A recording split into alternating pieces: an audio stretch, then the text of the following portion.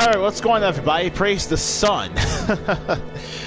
I'm Very Mellow Man, and I welcome you all back to our Let's Play of Dark Souls Remastered.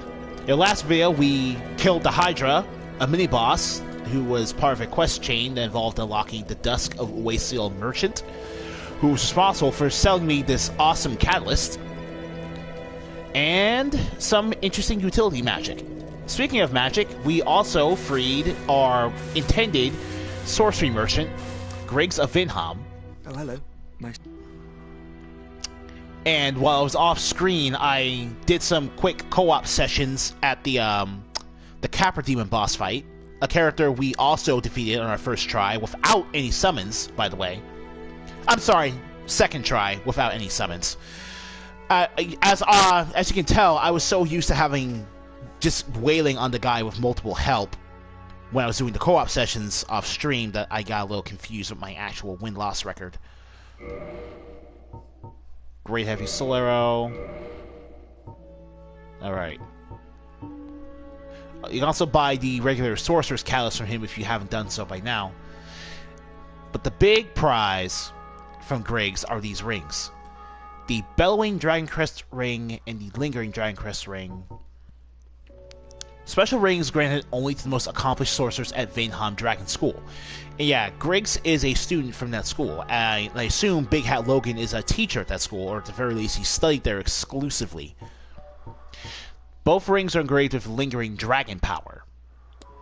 And as a result of that, each ring does something different for sorceries. The Bellowing Ring boosts the power of sorceries. If you have this equipped, your sorceries will deal more damage. On the other hand, if you use the Lingering Dragon Crest Ring, then the effects of your sorceries will last longer. So for example, our magic weapon buff will last 30 seconds. But if we have the Lingering Dragon Crest Ring activated, then the sorcery length will be extended to 45 seconds. Basically, less time, basically you deal more damage and you can spend further time using certain sorceries. It's pretty interesting.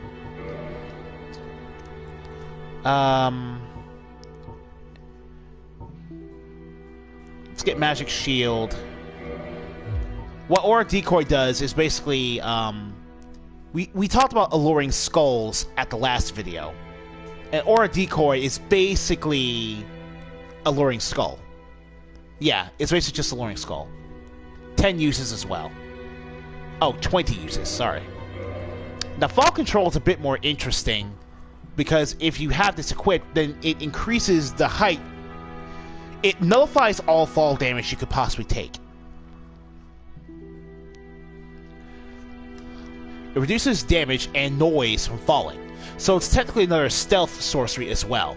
Because if you fall, you will make a noise, especially if you're wearing heavy armor. And with that, we'll just buy his last copy of Soul Arrow. I wish to do what I can to locate Master Logan. I am aware of my shortcomings, but I cannot very well just sit around here and rot. Oh, do not worry. I have considered our relationship. I will only leave after I have taught you all the sorceries that I know. I shall count myself lucky if I manage to locate Logan, or even return here in one piece. And we have, in fact, purchased... Then, oh. Alright. May we meet? Yeah.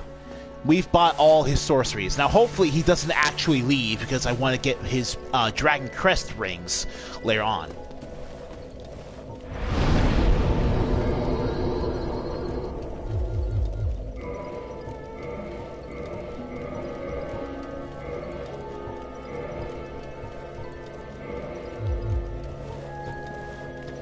Great Heavy Soul Arrow.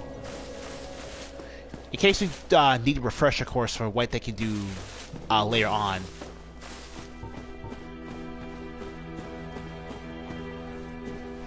Great Soul Arrow. 217.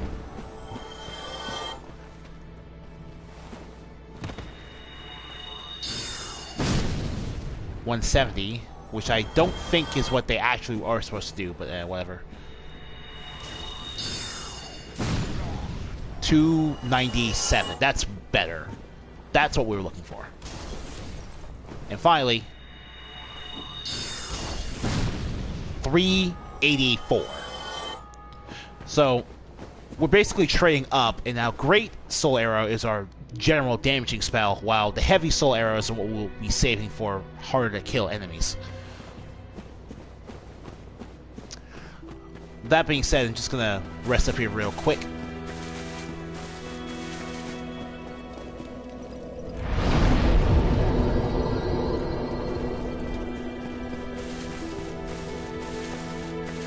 Alright, now we're off to the depths for real. As a result of that, I decided to keep this episode's title the same as I did from the previous videos, and will in fact change the title of the previous video shortly after completing this stream.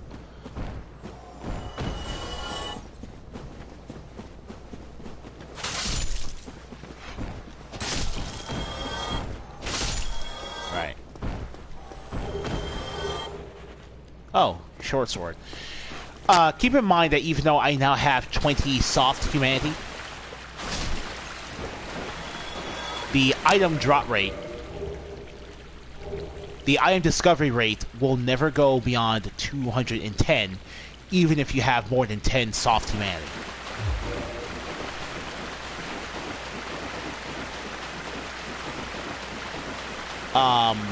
The only way you can further boost your item discovery rate is by finding a very rare ring in the middle of the game. But we won't be finding it yet. So, there's that. Oh, there you are. Yeah. Let's buy 5 of these, because we'll need them. This is a wonderful place, don't you think? We have water, moss, moisture, these nice iron bars. I like it here, I really. Nothing good ever happened to me in life, but now that I'm undead, I've never been happy. Much obliged. I think I like you. Yeah. I think I like you too. Alright, we're back in the Berg, but not for long.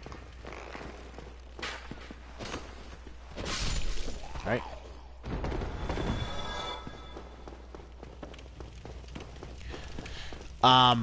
So, let's see here. The key to the depths unlocks this door, which you need to kill the Capra Demon in order to unlock. So you can't just skip the Capra Demon even though the... Oh, wow. There's a summon sign right here. Interesting. Interesting. Someone who wants to help people get through the depths.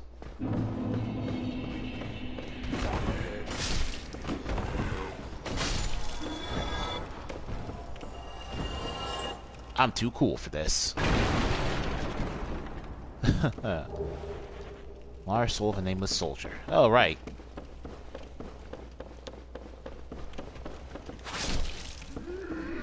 See, that is the beauty of the running moveset. Sure.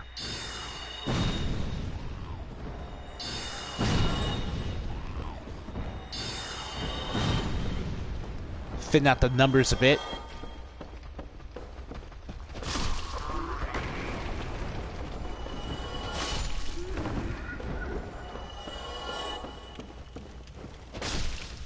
Can't see me.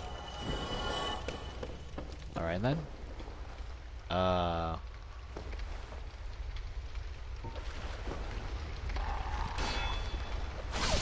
Alright.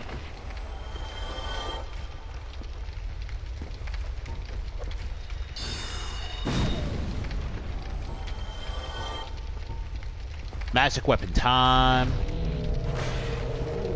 Now we have to deal with the butchers.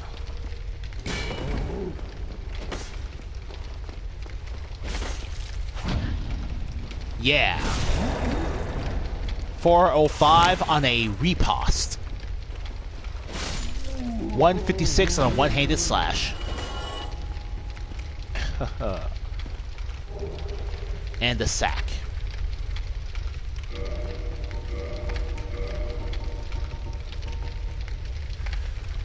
So, let's see. The sack. Bloodstained patchwork sack by the undead man, eating cook, lurking in the depths. 2 eye holes have been haphazardly cut out. It is unexpectedly soft and comfortable to wear, but probably near meaningless in terms of defense. Yeah, near meaningless.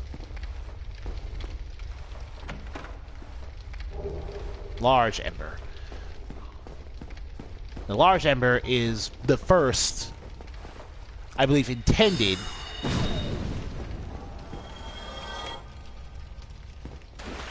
Alright, we still have our rusted iron ring equipped, so...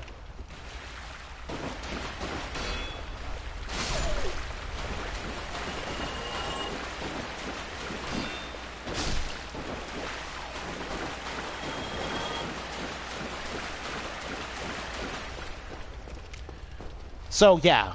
Normally, you'd be encumbered by the water, and the difficulty of that encounter would be trying to survive the 2 dogs that can ambush you. But, that's not the case. Not for us. Let me see here. Yeah, that second butcher will be lying in wait for you.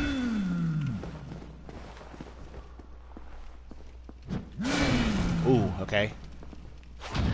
Yes. 327. As you can see there, the weapon buff added quite a bit of damage that we could do.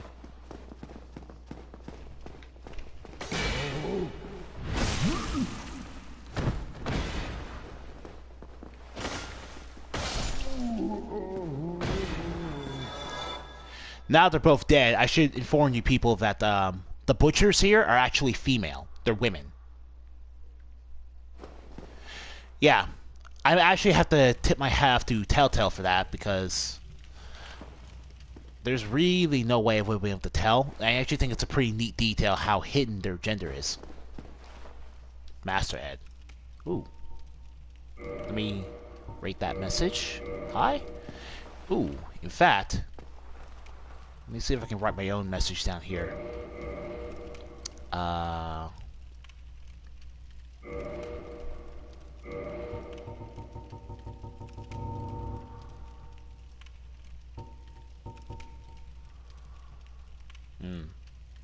Alright. Oh, the blacksmith and merchant. Okay, cool. I should keep a, I should try to remember this, yeah. Alright. Good on you for remembering that.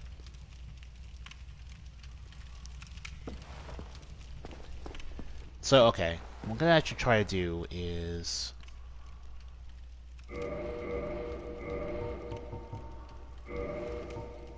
Yeah.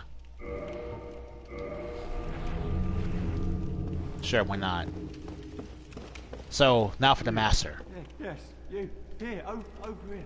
Please, you must help me. Alright. You have to carefully roll into these barrels so that you'll destroy them. Thank you. I would have been a supper without you. Been eaten alive. I shudder to think. Thank you. Thank you dearly. I am Laurentius. Or the Great Spawn. I will not forget my debt to you. So, yeah. Laurentius right here just confirmed the genders of the 2 butchers that you just killed. It's a very easy to miss detail when I first played the game, so I didn't catch up on it until years later, but man, the game actually throws it right in your face too. That's cool. Oh, hello there. I'm fine, thanks to you. So yeah. As the good note says, Laurentius the Master is a master, so what you want to do after that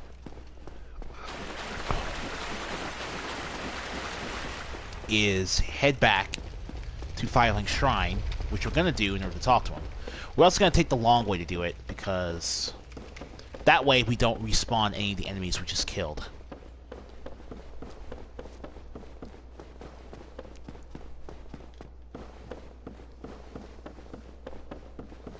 Oh, it turns out that I killed enough enemies to get more soft humanities. That's good. You. Be quiet.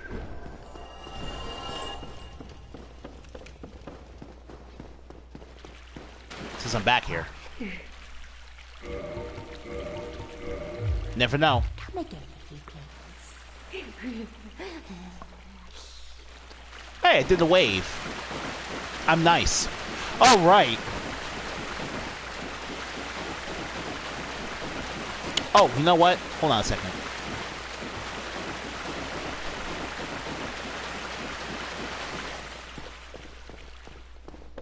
Right here. I think that'll work.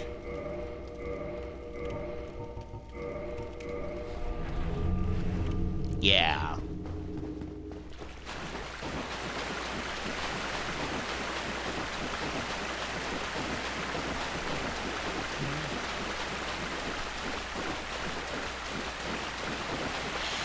So, you know, I'm not expecting all my, I've actually forgotten what happens when people end up liking your...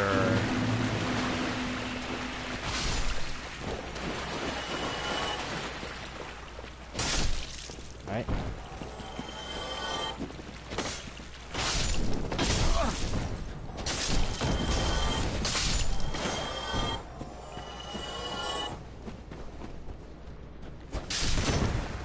Yo.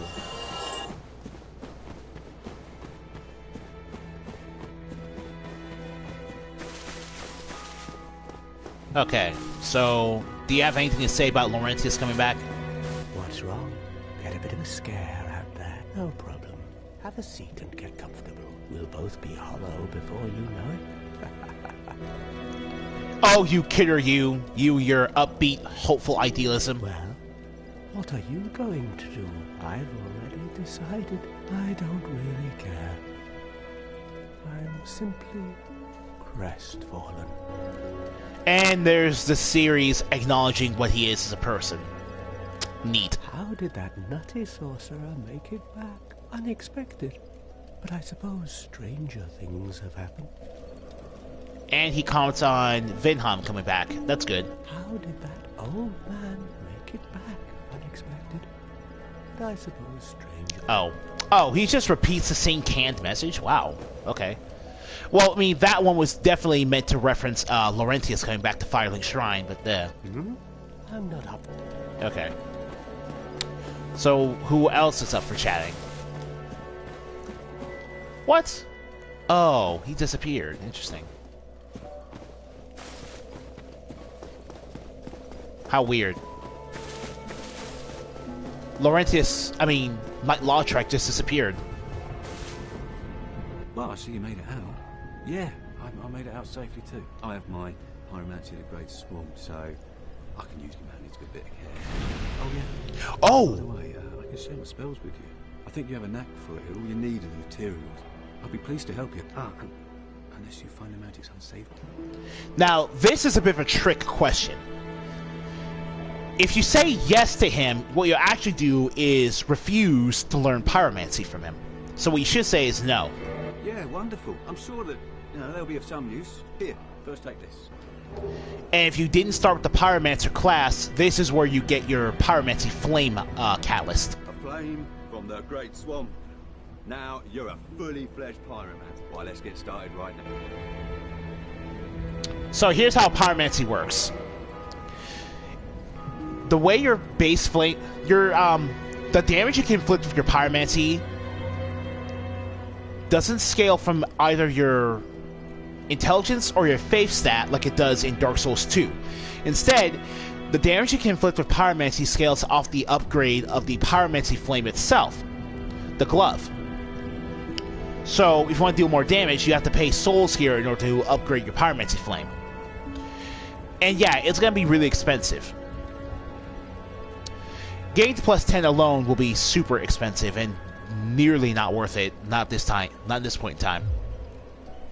Pyromancy is the art of casting fire. Produce flame, then channel it. Just as our ancestors did. The pyromancer must be in tune with nature herself. My home, the Great Swamp, is an abundant store of nature. You will understand one day. It only takes time. Yeah. Pyromancy has a, well, rather primitive aspect. Remember, the Witch of Izalith was a fire sorceress. And pyromancers are considered rather unsavory. No doubt because of the Witch of Izalith. I never got along with anybody, so for me, turning undead didn't change a thing. And here's what you can buy. The Fire Orb is pretty much the best damaging spell he has for you, since it's just a giant fireball. But you can also buy the regular old Fireball. Standard Fireball, Standard Pyromancy the Great Swamp, Hurl Fireball. The fire damage caused by fireballs makes it effective against corporeal beasts and undead, who by nature fear flame. The flaming orb explodes upon impact, causing fire splash damage to the spectacle, which seems to symbolize the strength of the fire manipulating pyromancers. So yeah, fire orb does more damage than fireball and has 2 less uses than fireball's 8. Combustion is a close-ranged pyromancy. One of those basic pyromancies, so there's a reason the flame thus create is fierce. does some pretty decent damage. Then there's also utility stuff like Iron Flesh, which increases your armor's poise and your defense, and Flash Sweat, which increases your fire resistance. That's about it, though. Goodbye then. Be safe, though you dare. Now, earlier on, you heard a strange gong noise, and you saw a yellow speck of light go into my person. As you can see down there in my Estus flask, I now have 11 total Estus instead of 10. Which shouldn't really be possible at this point in the game, as I do not possess the means to increase my Estus flask plus 10. What happened is, whenever a player kindles a bonfire that you're in the vicinity of, I mean a player in another world, obviously, your own Estus flask will go up by 1 Estus per kindling.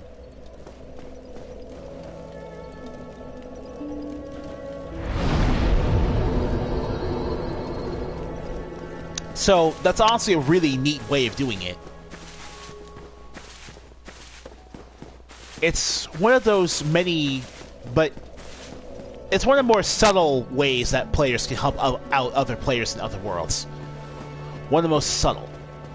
Like, you could go playing the entire game and never once encounter that phenomena. That's how subtle it is. And I actually...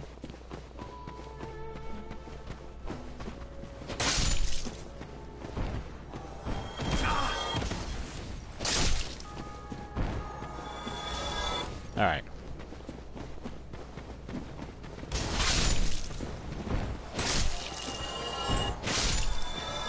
That's all of you.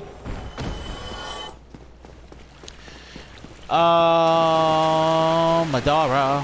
Oh, Madara. Do you understand the love that you've given me? My Madara. My Madara. And then you see what I have in store for all of you.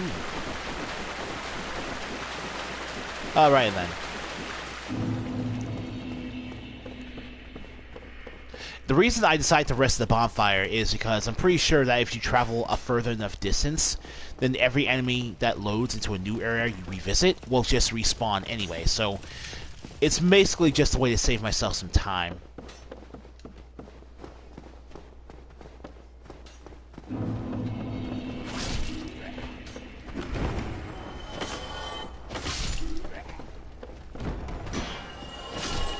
Alright. If you block an enemy right as they attack without performing a parry, and you decide to put the parry on them... Ooh! Oh, Jesus Christ. Yeah. What happens is you deal... Ooh. Free Estus. Oh, wow, I got saved there. Yeah. That small window of opportunity creates a counterpoint. Like you see here, the difference between 99 damage and 139 is how vulnerable they are after their attack bounces off a shield before your weapon actually connects with them.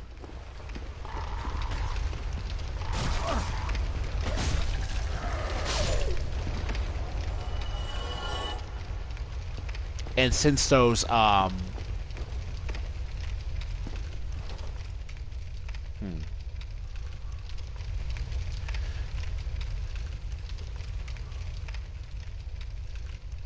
Right, okay. I guess that other dog was a non-respawning enemy as well. Alright. So what we're actually going to do is jump down here. Because this is a... Oh, look at that. Another mini-boss. We're just going to hop over here for a second in order to get that item. Which is a Spire Shield. Then I'm going to use Great Heavy Soul Arrow.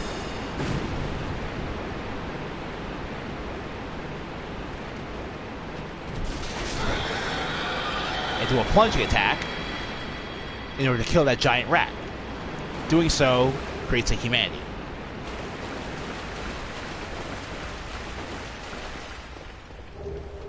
So, name is Soldier.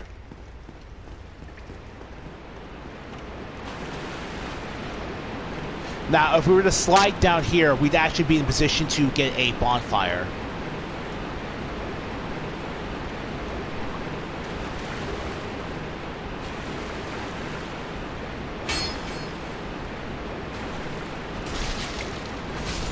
Yeah, let's just kill you. So let's actually do that. Woo! We almost could have died.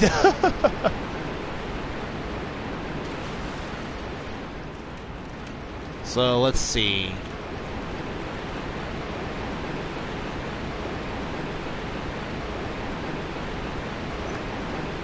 We open up a shortcut door that I don't think we can open up from beyond this ladder. And as a result of all that, yeah.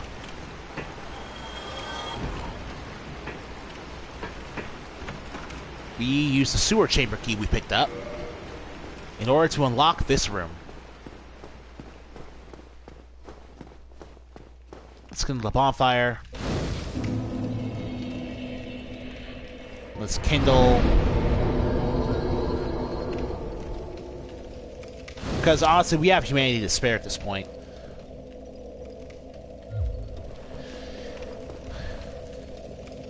So before we do anything else, we're just gonna explore around a bit.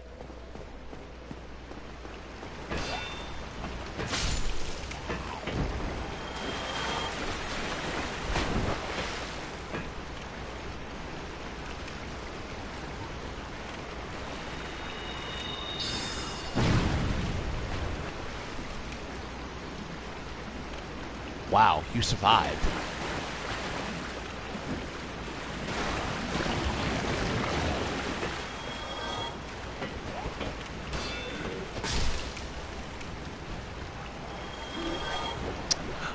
These slugs on top of the wall, they're capable, well, they're just spiked slimes, actually.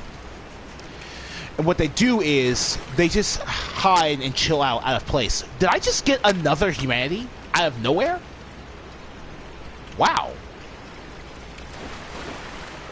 Jesus, okay.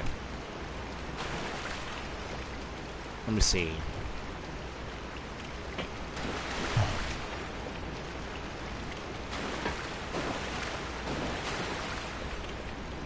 Oh, interesting.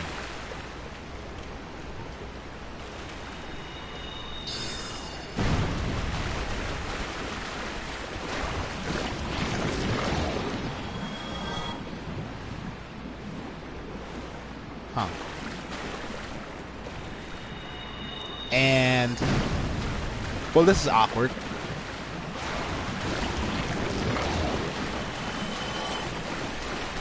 What? Okay, so I was hearing reports about this, but apparently there are a total of 7 slimes, right? Just 7 of them, but for some reason the other 4 will fall through the floor and exit the game world entirely when you trigger their event flag. That's so bizarre. What an oversight.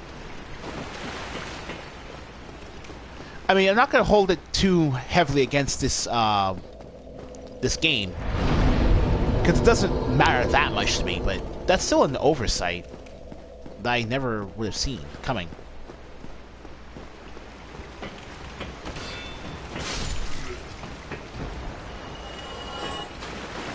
Yeah, no, you can only target 2 of them, even though you can clearly see there's more than 2. It's so strange.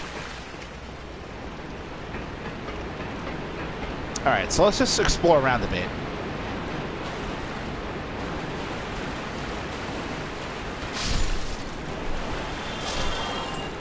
Two-hand to take care of these rats. And pick up the great axe.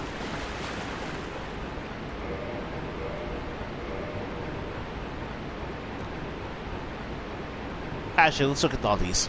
The Claymore requires 16 strength and 10 dexterity to wield, but as you can tell by its parameter bonuses, it has an even scaling of C for both strength and dexterity. This is what we like to call a quality weapon, which means that if you level up strength and dexterity equally, this weapon will get the best of both worlds, and it's the best way to use it. This larger type of greatsword is normally wielded with two hands due to its weight. This highly flexible greatsword can be used to attack in swings or thrusts. And yeah.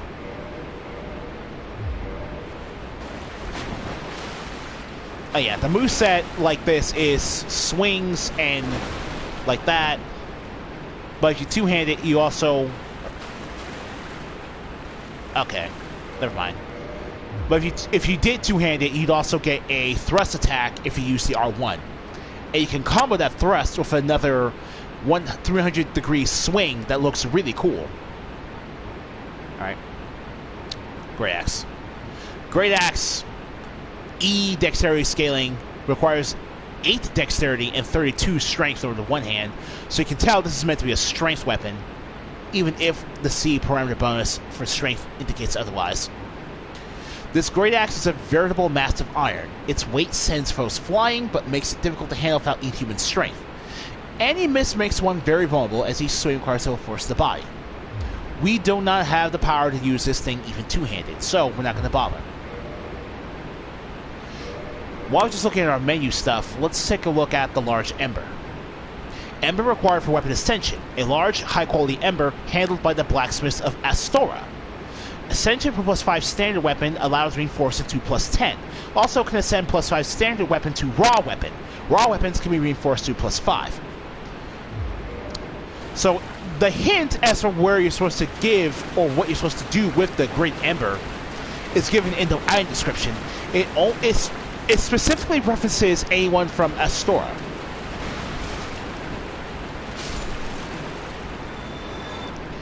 Which means that if you've been paying attention to NPC dialogue, you know that Andre is the person you're supposed to give that ember to.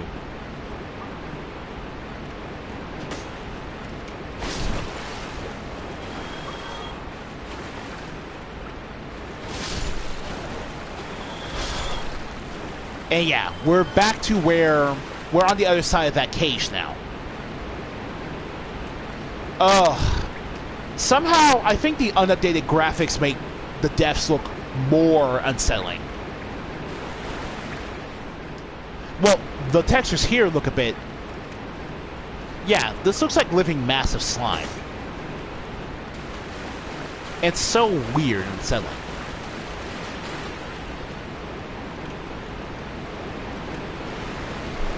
This is a pit trap. Don't go down there unless you want to trek all the way back up and you want to intentionally get lost.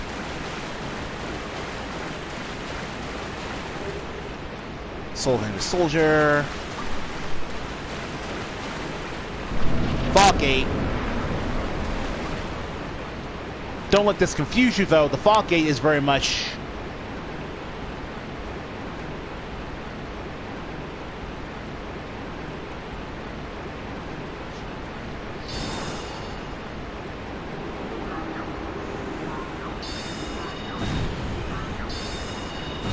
And with range, we can just take care of all this. Woo! One great heavy soul arrow is all it took. Channelers. Man. So yeah. This is still a buffed rat, so kill this thing as soon as possible. And now we have one more hidden rat to kill. 2 more. Yes. Good. Good job, man. That's good. I'm not trying to overly praise myself. I do think I did a good job there.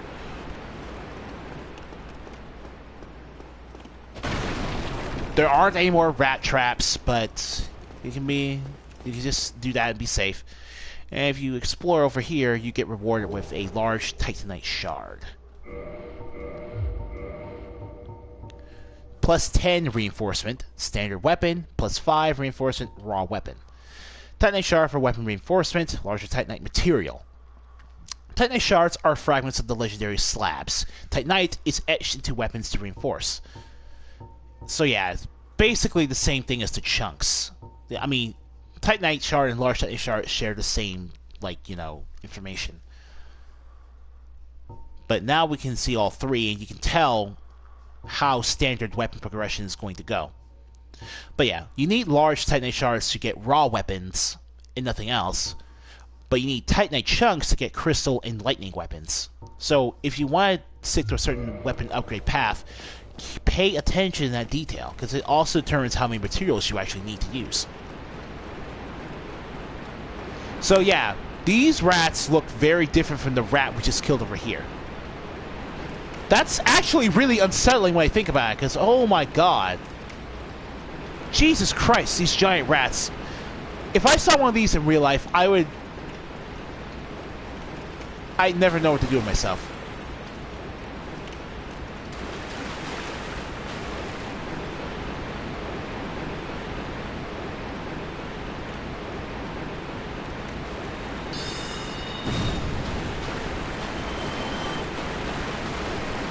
Again, we're at the opposite end of that pitfall trap.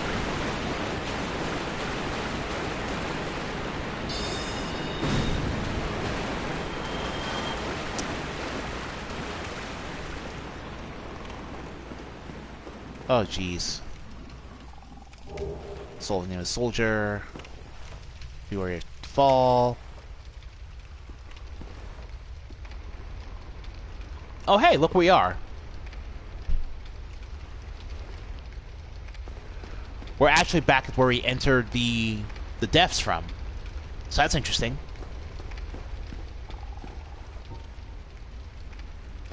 Where it fall. Aren't you gonna rate that message up? Pyromancy. You know what? I feel really bad for that one, so I'm just gonna rate that message up as well. Yeah, this is the fall you have to be wary of. The chasm you don't want to try to cross.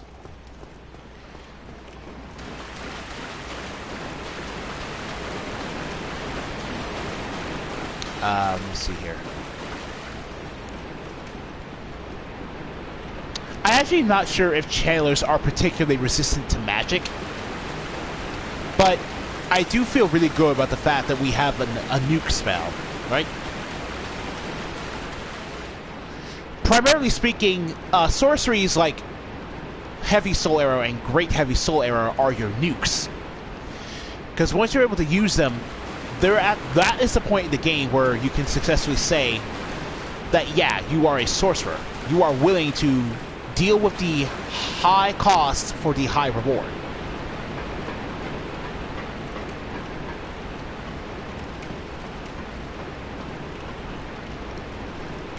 Okay, so now what we're going to do is taking a little bit more of the scenery. Avoid that. We're going to go down here. Oh!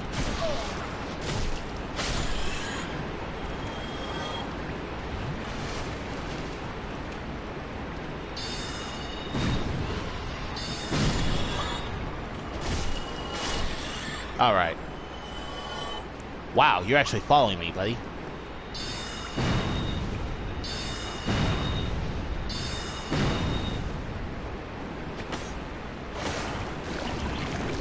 So that one slime took 3 Great Soul Arrows from an Uasiel Catalyst. Remember, the Uasiel Catalyst doesn't increase its power with our intelligence scaling. It's stuck at 180 magic adjust, which means this damage is not going to get any higher until... You know, speaking of magic adjust, I should actually explain that a bit. Magic adjust is literally how much damage you're capable of doing with a spell. So... and each catalyst has a different level of magic adjust, both at base, and it adds magic adjust damage depending on the scaling. So at base 15 intelligence for a sorcerer, our magic adjustment is maybe 120 something. That's why getting the Uasiel Catalyst as soon as possible is generally considered a good idea, because it's just better all around.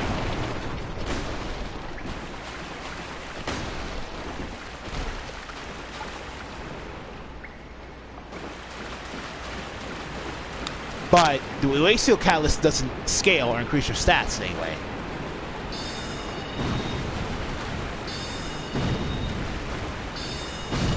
Woo! Kirk! Alright.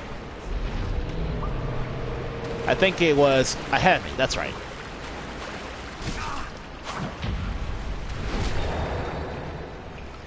Now, Kirk here is actually one of the rare in-game NPC invaders.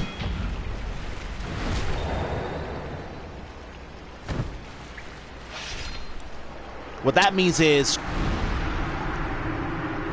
retrieving power of the Dark Spirit.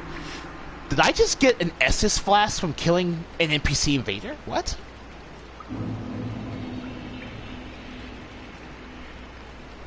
What?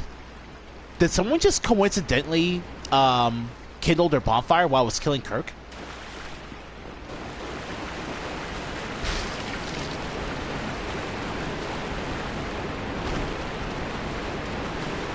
I have no idea. If that's so, if you get your free Estus for killing, like, in-game invaders, that's actually pretty neat. Ah, this. Right. So, here's the thing. That frog gecko creature that was spitting out that toxic cloud that we killed earlier, it's called a basilisk. What basilisks do is spit poison clouds that build up your curse stat. The longer you stay within the cloud, the higher your curse meter builds. And when it gets full, you die, and you get afflicted with a curse ailment. And when that happens, and you're playing online, you leave a statue of yourself getting cursed like this for other players to find. You can also destroy them.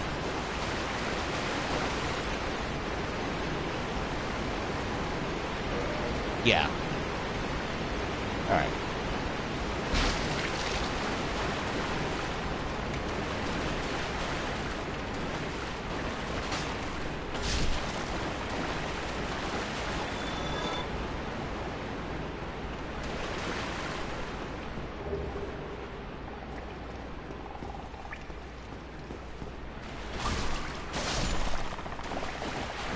So yeah, basilisks are pretty much the look another curse statue.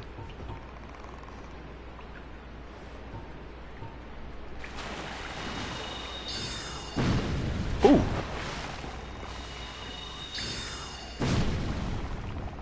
Oh, that was a great heavy soul arrow. I thought I was using regular soul arrow. No wonder it took so long. Try pyromancy. Sure.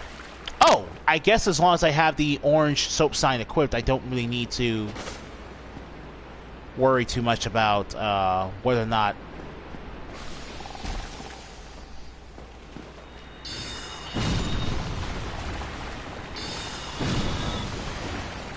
Oh, what's going on over here then? Who's trying to...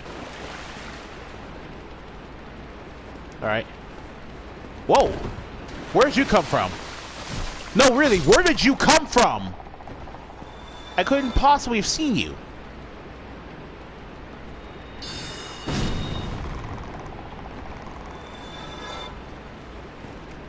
Oh my god. Oh, you were under there.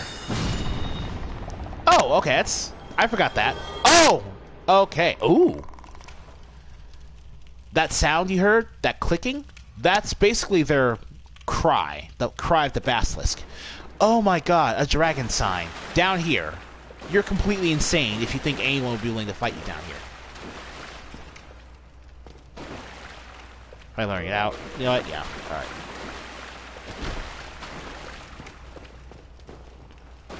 Oh, this poor bastard. Jesus.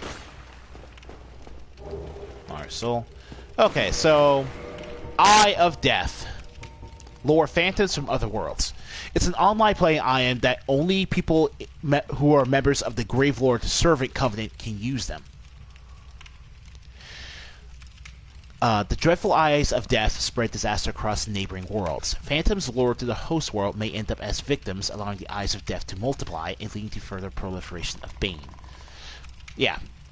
All those defeat of the Gravelord Servant messages that come up, it's because a Gravelord Servant uses an Eye of Death to create a portal from their world to other worlds for his victims to invade and then try to kill him. If the invader is able to kill the Gravelord Servant, then the Gravelord Servant Jesus Christ. Oh, another Eye of Death. Thank you. Okay, so as I was saying, if the victim is able to kill the Gravelord host, then they get an Eye of Death. And they're able to free their world from the Gravelord's curse. However, if the Gravelord servant itself is the victor, then what actually happens is that the Gravelord servant gets the Eye of Death.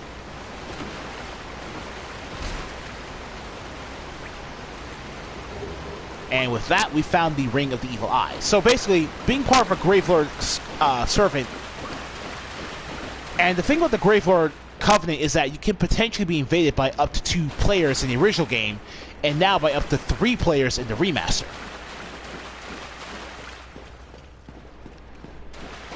So it's a very risky covenant to join. Oh. Oh my god. Wow.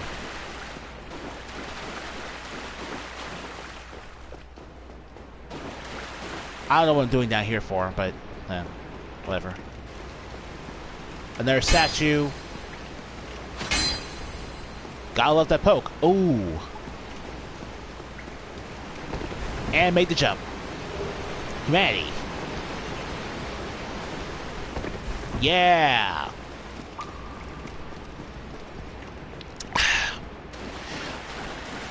Jumping in this game, making precise jumps can be something of a hassle. In the original Dark Souls, you only had one option to jump, and that was by pressing the circle button while you were running. So you could potentially end up dying while trying to make a very precise jump if your controller wasn't exactly having a good day.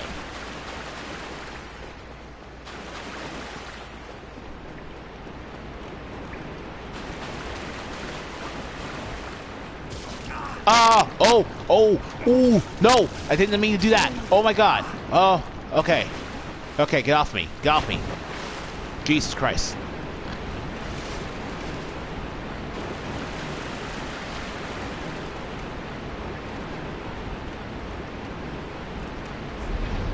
Since I won't get some peace and quiet until I kill you.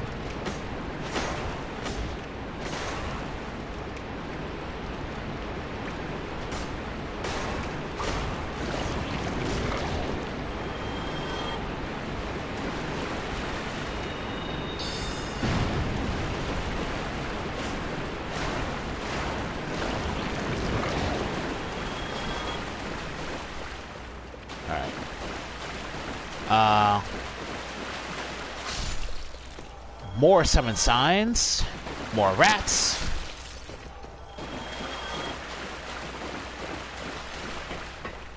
And this guy. This eccentric dude that's floating in midair. What? No, he's floating in midair. Well, that or he's learned a technique to sit uncomfortably on his feet while he somehow bends his knees to appear to be floating in midair. I'm gonna pick the latter because I'm pretty sure this is just a visual glitch. Wow. Man, okay. Something about this remaster. I mean, this is really not a big deal. It looks kind of cool, but he's not supposed to be floating in midair like that. Aye, Shemai, and good day to you. I'm Donald of Xena. I'm just a peddler of sorts. I adore trinkets and oddities, so I trade for them. Alright.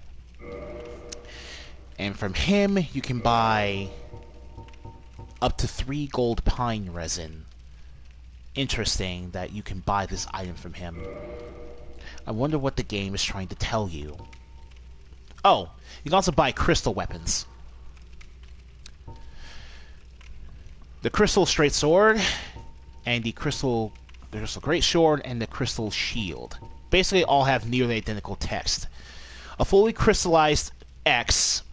How such a weapon was created is entirely unknown. The crystallization boosts its attack, but makes the blade brittle. The sword cannot be used for long, as it cannot be repaired. Same with the great sword, and the shield.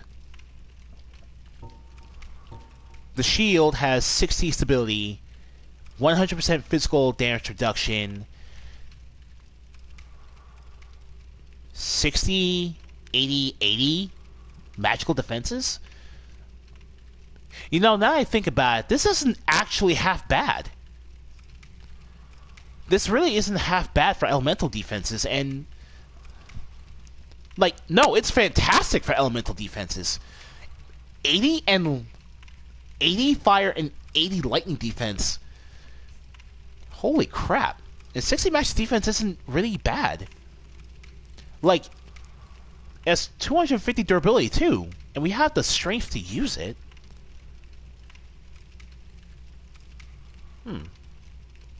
I need to think about this for a second, because that actually looks pretty usable. But yeah. Crystal Straight Sword. Oh my god. So yeah, the crystallization concept is introduced by this character.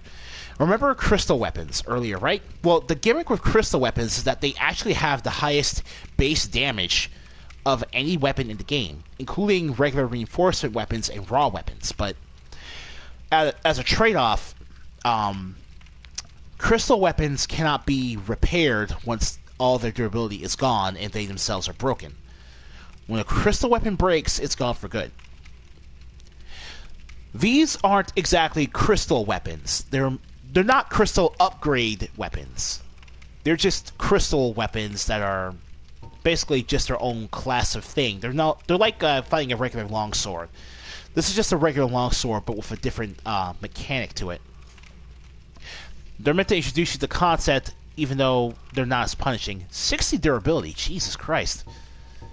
That's actually that's less durability than the Uchikatana.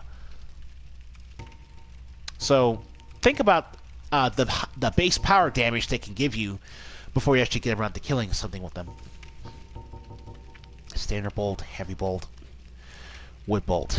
Let's see. Yeah, bolts. Okay, I never explained this earlier, but bolts are what you use for crossbows. Used mainly with the light crossbow, equipped crossbow with a bolt of fire. Bolt of fire. Oh, bolt to fire, not of fire. I'm so stupid. Heavy bolts are used mainly with the heavy crossbow. They inflict high damage but have reduced range. And the wood bolts are basic and that don't particularly fly far, nor do they inflict a terrible amount of damage, but they're cheap costs and some useful when volume is acquired. So yeah, standard bolts cost 30, heavy bolts cost 100, and wood bolts cost 10. We can actually max out the number of wood bolts we can buy simply because of how cheap they are. I mean, max them out. Whereas with standard bolts, we'd only get up to 399 before we need to buy more stuff. Same with wooden arrows. Yeah, arrows and bolts are basically counterparts of each other for the most part. Oh, we didn't max them out. Wow! No, we did max them out. In fact, we maxed out the number of arrows you can buy that are wooden, depending on the number of souls we have. But that's about it. The only other things he sells are his armor set. The armor set of the Wise. Oh, Helm of the Wise, Armor of the Glorious, Gauntlets of the Vanquisher, and Boots of the Explorer. Guy really likes to prop himself up. Strange Helm from the ancient land of Xena, birthplace of the curious dealer, Domhall. The two horns are believed to symbolize wisdom. The many metals are believed to symbolize glory. Strange armor. The gold bracelets symbolize a vanquisher, and the inlaid silver rings symbolize an explorer. I'm not sure how any of that's supposed to make sense, but whatever. It's also super expensive to buy. That's easily 50,000 souls worth if you're trying to get the whole set without worrying about if you have enough. At this point in the game, 50,000 souls means a lot, so I wouldn't recommend buying this until you feel like farming the boss. Well, I'm certain we will make a good trade eventually, so I am willing to share some tips. If you see kindling in the catacombs, use Divine Weapon. That will repel the reassembling skeletons. I never knew you could tell you that. That's good. That's really good. I'm afraid I don't see anything here. I wonder if he tells you that after you buy something from him. I'm afraid I don't see. Interesting. Normally he just says that second line I get. I didn't think it could give you a hint. Wow. But he's right though. Regenerating skeletons will permanently die if you use a divine weapon to kill them. I went over this a few videos ago. Thank you. That was a fine trade. I have this funny feeling we'll meet again soon. You'll make another fine trade, of course. Now, Dom Hall... Oh, you know what? Yeah. Sure.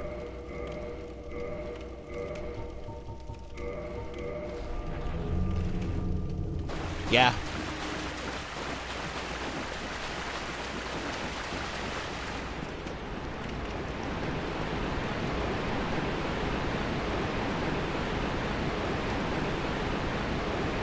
Okay, so Dom Hall has one other function.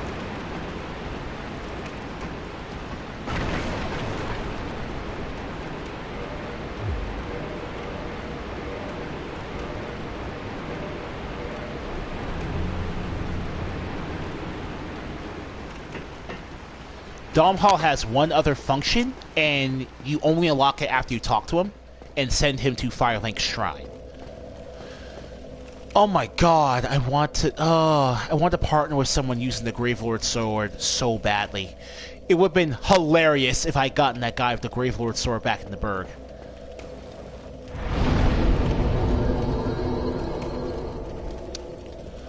But, we're not going to do that. Because this boss, I actually want to take on by myself.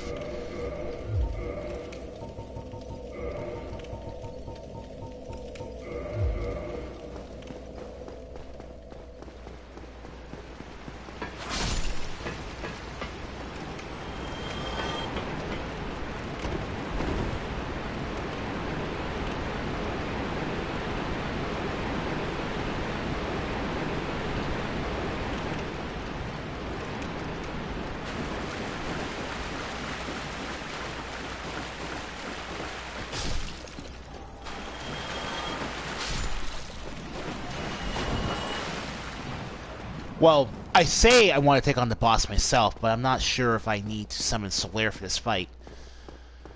Let me see here. Try Fatty. You know what?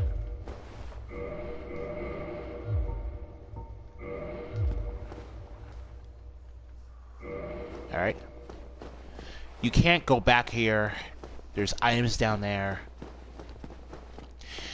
And up there, you'll recognize that we are basically in the same area where we killed that, the same area where we killed...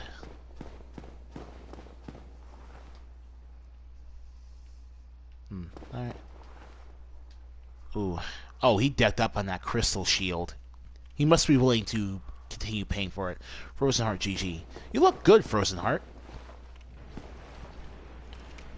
Claymore and that helm. You have swag.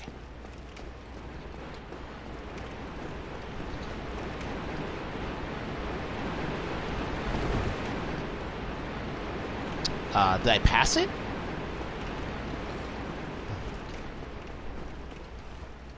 Salt Juego. What? Huh. Oh, no. There's still one last floor. Okay. Woo! Look at all this. Jesus Christ. I've never seen signs down here before when I played this game. Never. And now it's a smorgasbord. Man, Dark Souls getting re-released is the best thing ever. Okay. So, if you'll excuse me for a second.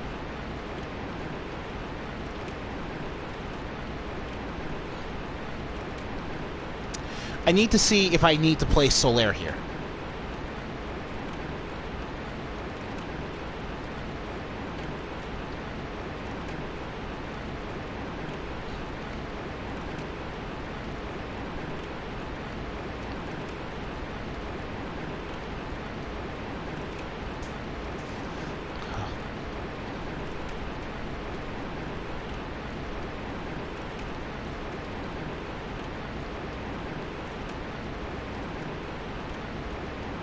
Okay.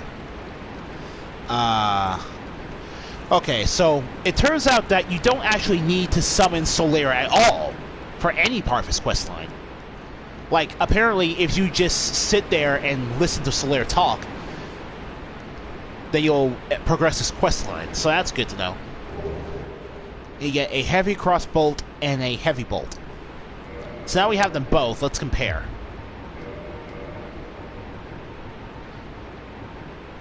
Light crossbows or standard crossbows issued to soldiers, while bows require both hands. A crossbow is held in one, but arming each bolt takes time. Equip bolts to use, press L2 and R2 to change their type of bolt. The heavy crossbolt is basically just powerful. Yeah, okay, so here's the thing. Yeah, crossbolts, you know how crossbolts work by now, right?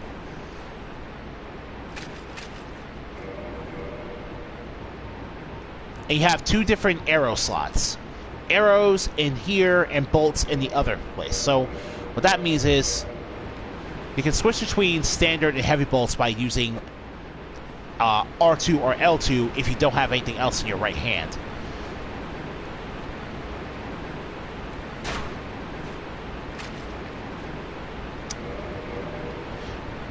Crossbolts are basically short-ranged options for warriors who don't wish to use any type of bows that require heavy dexterity investment.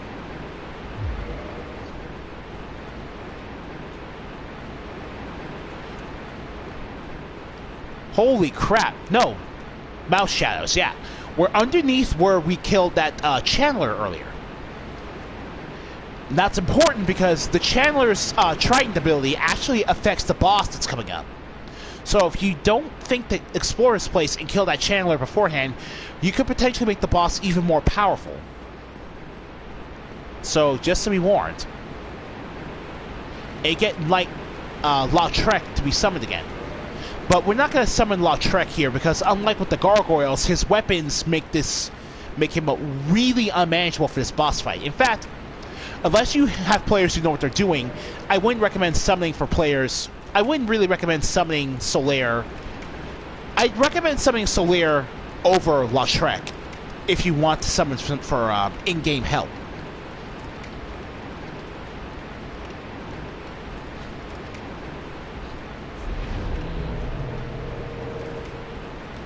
Here we go.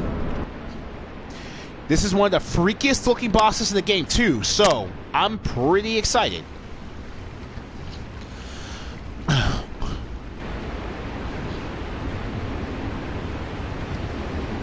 Look at that cute, unassuming little thing. Look at this. Oh my god. Oh my god. Woo! Ooh. Oh, so glorious looking. Jesus Christ.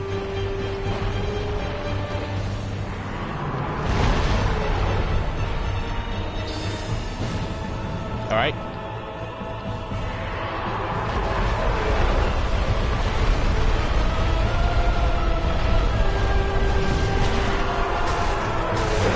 And that's 3 slices to get the dragon tail weapon.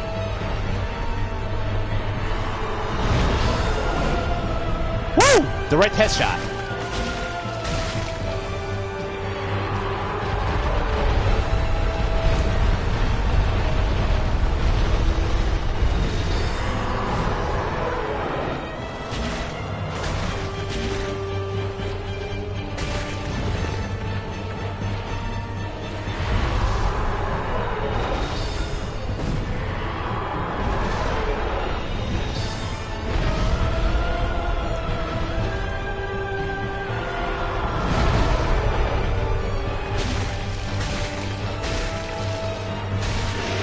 And that's it. So praise the sun. And we get the Blighttown key. 20 pennies and a homeward bone for our trouble. 25,000 souls. So if you've unlocked this point in the game, it's actually pretty profitable for you to just sit here and do some co-op sessions with other players, because that's at least 12k souls per session. And over here, you get the standard armor set. Basically, Yeah, you'll notice by now that we've been picking up armor sets relating to the starting player characters. This is the Warriors starting armor set. This is the Knights starting armor set. This is the Thieves starting armor set. You know, all that good jazz.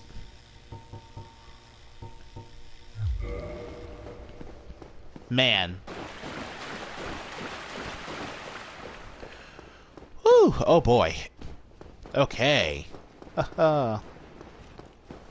So, yeah. So, the thing about that boss fight is that he'll take decent damage no matter where you are, as long as you're doing something that deals decent damage to him, like my great heavy soul arrows. But if you hit the head, you deal critical damage, which increases the amount of damage you inflict on him.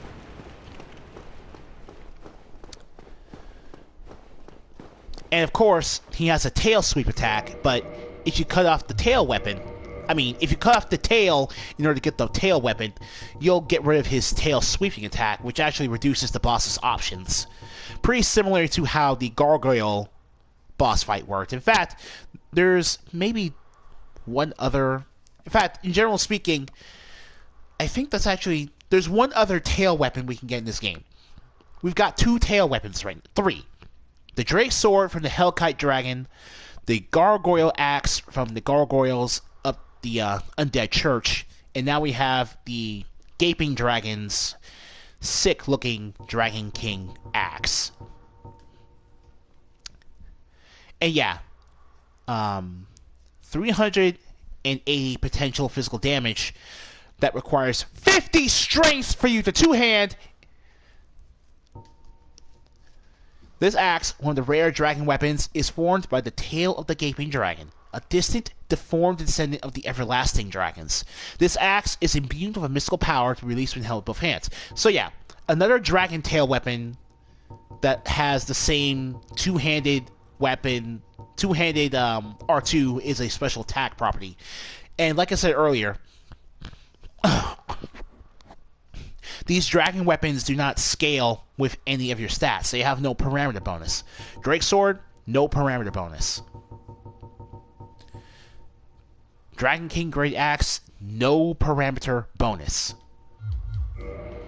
So what that means is, what you really want to do is,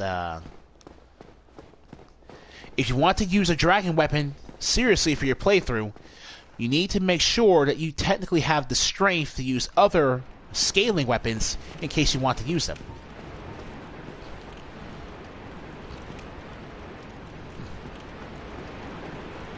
Alright. Let me see here.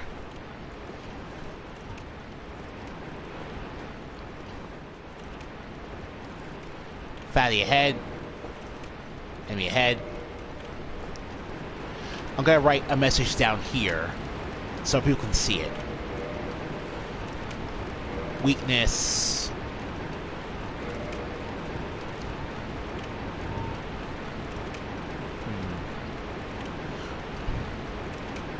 Headshots. There we go. And now we're going to do a white soap sign here. White.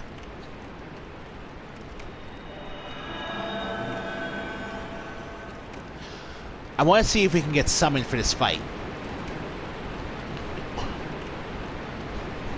I'm willing to wait. I have nothing better to do.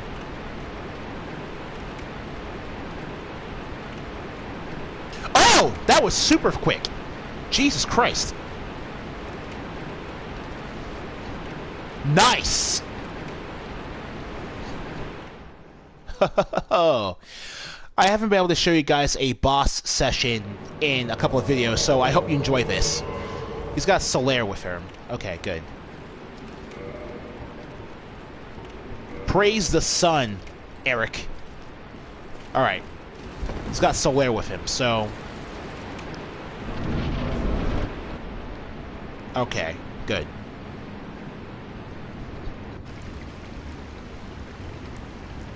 So yeah, I think this is a better format. Instead of you guys seeing me use summons to kill bosses, you can see me summoned to other players' worlds so that I can help them, and you can see what this boss is about. Hold on. This cutscene will never not be ominous. It's a really good cutscene. They give you a great introduction to the Gaping Dragon.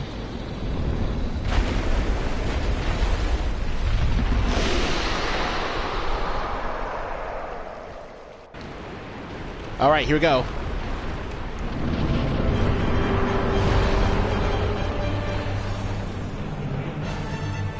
Woo! What? Okay.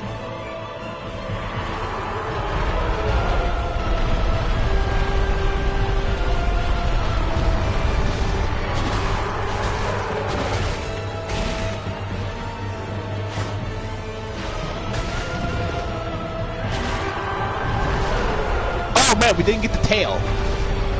Must take a lot more damage to get it.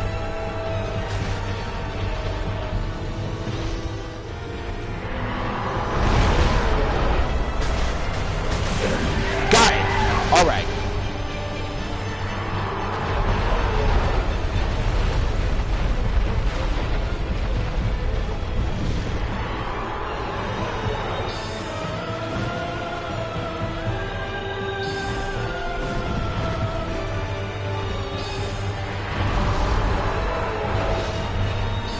Now, one thing I probably didn't tell you about boss health earlier before is that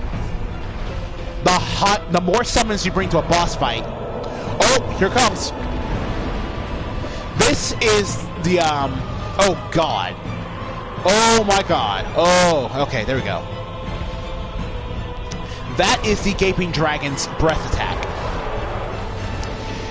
That is a poisoned pool of acid that will break your weapon's equipment.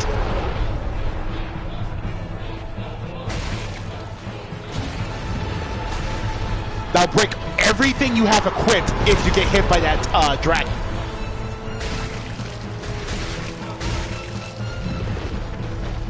Solaire, you need to get out from under the dragon.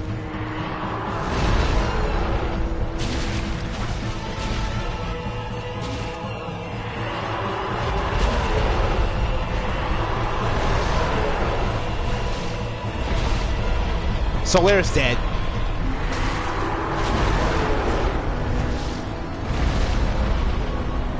So that's actually what I mean by the NPC phantoms sometimes not being up to snuff. Woo!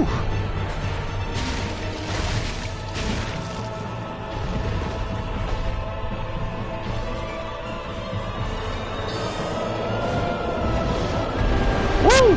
Run!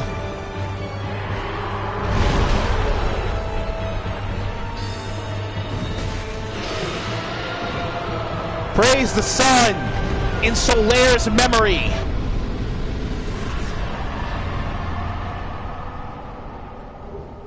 Sunlight Metal. Yeah. Well, at least that wasn't Eric. That's all I care about. Whew. So yeah. Players will, genuinely speaking, never really be able to match the complexity of an AI.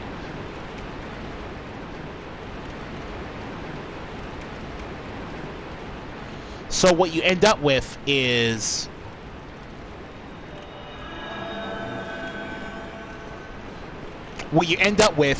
the AI basically not being as optimized for taking out the boss's weak points as a player.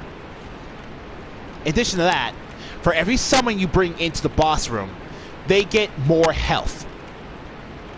They get more boss health. I think they get double or even triple the amount of health depending on how many summons you bring in. And I'm pretty sure with the ability to bring in 3 phantoms with you into Dark Souls Remastered, the boss health can only get higher due to that reason. Bow, joy, go forward, proper bow. Okay.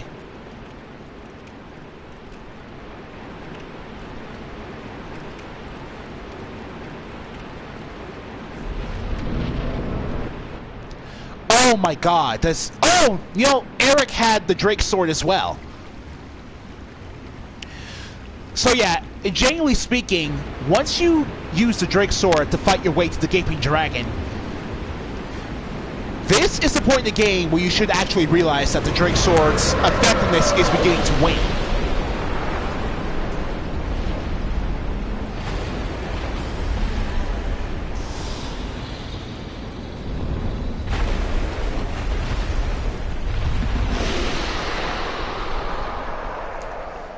All right.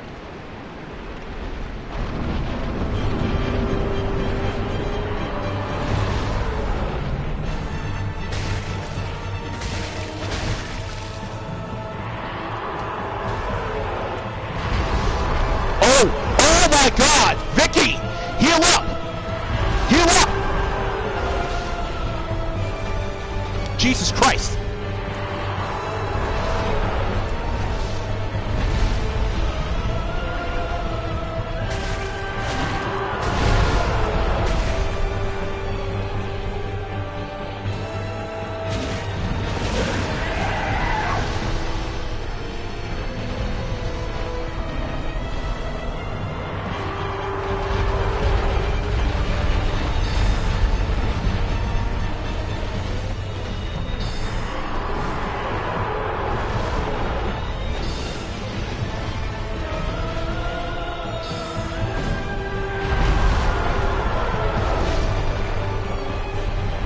Yeah, no. See here, what's his name? See how little damage you're able to do with the Drake Sword now?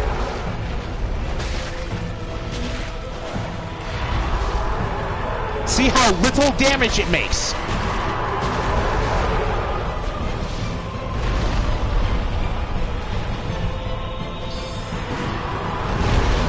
Oh! Woo! Oh! Oh God! Oh my God! Woo! I almost died!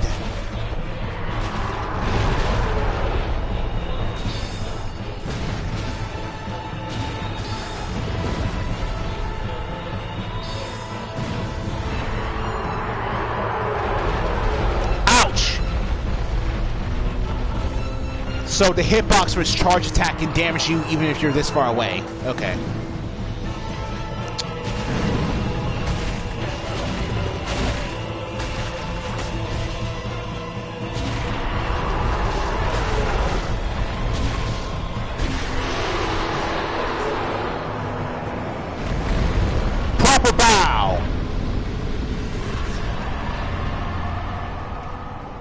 Jesus, tap dancing Christ. So, as I think I was able to demonstrate succinctly, the Drake Sword's lack of scaling is really beginning to hurt it at this point in the game. High base damage can only take you so far. I think I'll show you guys one more co-op session before I call it a video. Because at this point, it's really just me farming a boss for souls and humanity, and you really don't need to keep seeing that over and over again. I mean, it's fun, don't get me wrong, doing these co-op sessions. Like, earlier when I was co-oping against the Capra Demon, the player who summoned me actually managed to summon 2 other phantoms because they remembered what the dried fingers do. So it was a total of 4 players fighting a boss that had 2 ads with them. 2 dogs. It's pretty nuts.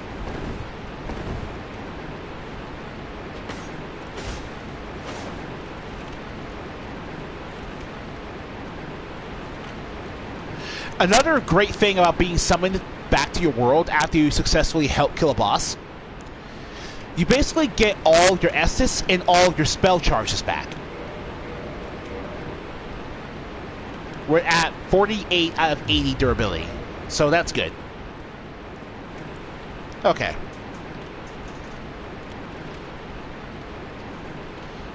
So let's see.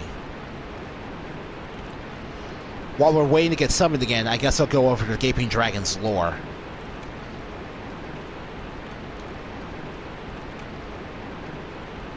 Just need to look it up.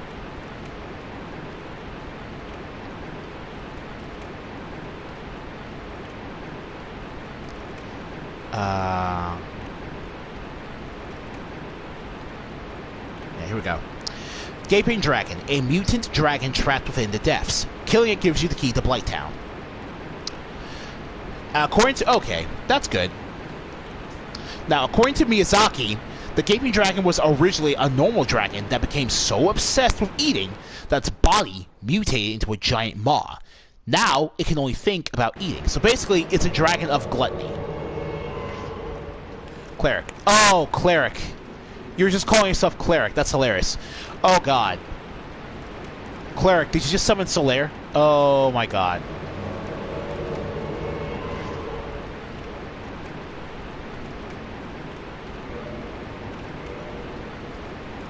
Proper bow.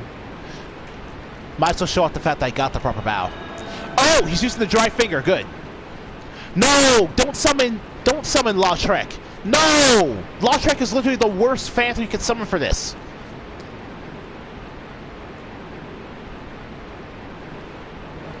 Oh well.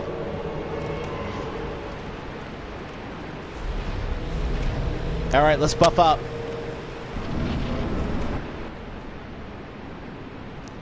Well, this is actually pretty convenient for me because now I can demonstrate why Lautrec is so worthless for this boss fight.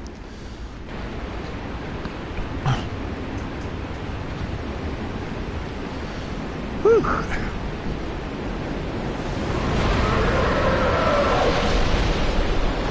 So yeah, the Gaping Dragon has an incredibly high amount of health compared to every other boss you're expected to have fought at this point in the game.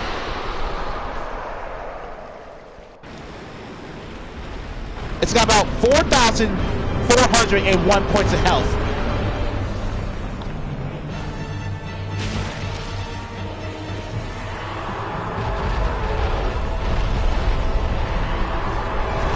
Oh no! Oh no! Oh my god! Hey Claire, don't die on me!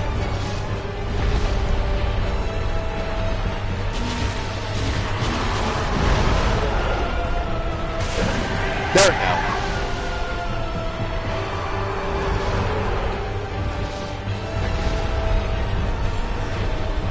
Oh, we got lightning miracles.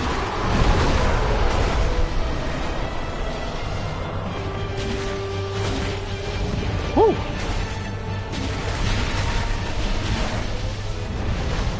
Every hit point counts, so let's heal up. There goes Solaire, which actually shocks me, but eh.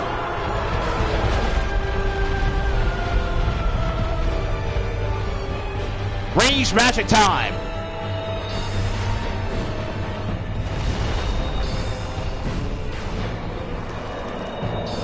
Oh no! Corrosive acid! Well, corrosive vomit, to be precise. But the concept is still the same.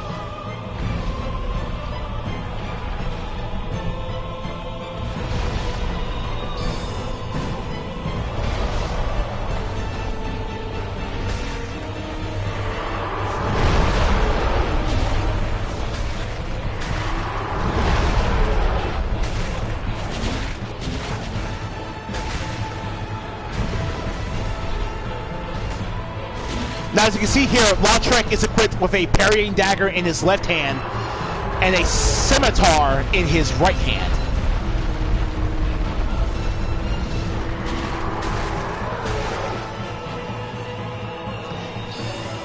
The problem with Lautrec in this boss fight is that his weapons are good for parrying other players. And that's really all they're both good for. Wow.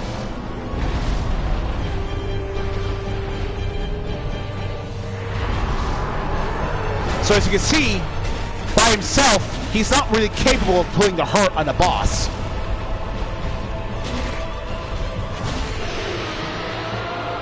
Praise the sun, though. Praise the sun.